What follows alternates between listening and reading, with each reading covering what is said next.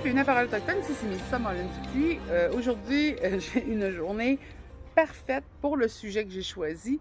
Après les quelques semaines assez intenses d'informations, très denses, très difficiles au niveau émotionnel, eh bien, j'ai la chance de pouvoir dire que mes médias sociaux cette semaine étaient remplis de planification de voyage, de vacances, l'été qui s'en vient. D'ailleurs, aujourd'hui, on m'annonce une journée de 20 degrés en plein début du printemps. Ça donne espoir.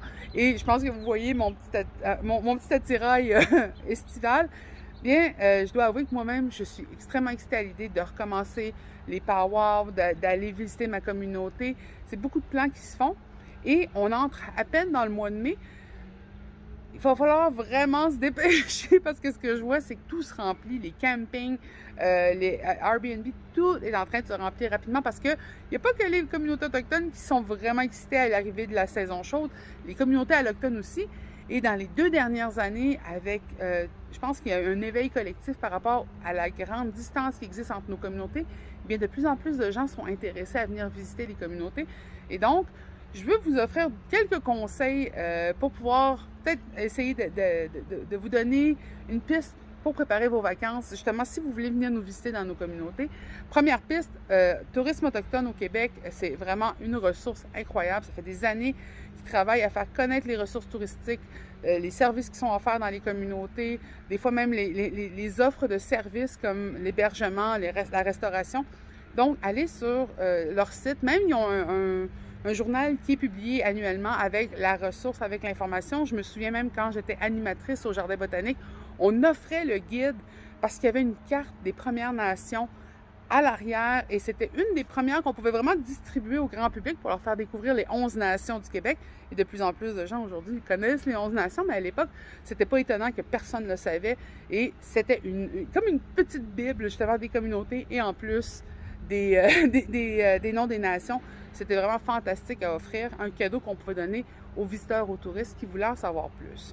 Une autre ressource que je peux vous offrir, qui est en anglais cependant, c'est powwow.com.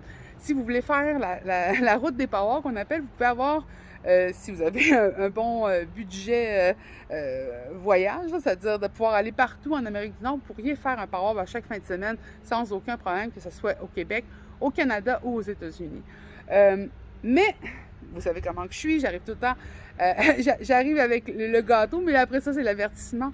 Il faut vraiment être prudent cette année parce qu'on a encore cette réalité qui est la COVID et qui n'a pas touché de façon égale les milieux urbains, les communautés qui sont reliées aussi avec des routes et les communautés qui sont en milieu éloigné. Et ça, je pense beaucoup, par exemple, aux croisières en bateau, qui vont aller commencer à se rendre dans le Grand Nord, dans les territoires du Nord-Ouest, en Alaska. Et ce sont des communautés éloignées qui ont bénéficié de l'éloignement et que parfois, dans le fond, la vaccination n'a pas été faite de façon égale. On a pu voir la différence dans certaines communautés quand une vaccination massive a été faite et versus une vaccination très légère. Les cas de mortalité ont augmenté et on sait que c'était une grosse problématique qui a été soulevée pour les communautés autochtones. On a une problématique liée aux maladies pulmonaires. Il y a des maladies chroniques aussi qui sont combinées à ça. Donc, il faut vraiment vérifier si une communauté est ouverte au tourisme parce qu'ils sont quand même capables de gérer leur propre tourisme, de décider si les risques sont acceptables selon le niveau de protection de la communauté. Et en même temps, voir si la ressource est là pour vous accueillir, pour pas que vous ayez une mauvaise expérience et après que ça devienne un reproche aux communautés. Il ne faut pas oublier qu'on n'est pas encore dans du développement touristique énorme, puisque par le passé, les gens ne nous visitaient pas, malgré le fait qu'on est dans la même province. Et là, de plus en plus, grâce justement aux 2 dernières années, les gens ont découvert le tourisme au Québec, les gens veulent aller visiter leur propre province. Et de plus en plus aussi, les gens veulent visiter les communautés autochtones. Donc, juste vous assurer, premièrement, que la communauté est ouverte, que la communauté peut vous offrir des services, vous desservir justement, que ce soit au niveau de l'essence ou au niveau même de l'alimentation, du logement. Et aussi qu'ils ont la capacité de recevoir de grands nombres. Parce qu'il ne faut pas oublier que quand je parle de communauté, par exemple, Inuit dans le Grand Nord, un bateau de croisière qui débarque, tout d'un coup, c'est c'est une ville qui débarque dans un village. Alors, juste de pouvoir vous préparer pour que ce soit agréable pour vous et pour les gens qui vont vous recevoir. Alors, n'hésitez pas à partager cette chronique. N'hésitez pas non plus à nous donner des conseils tourisme, surtout si vous venez de communautés éloignées et que vous voulez justement que ça se passe super bien et que l'expérience soit agréable pour tout le monde. D'ailleurs, n'hésitez pas. De plus en plus, on va voir justement des vols qui sont facilités en région. On va voir des gens qui vont vouloir faire des offres de Airbnb de leur maison parce qu'ils ils travaillent en milieu urbain, mais pendant l'été, leur maison est vacante.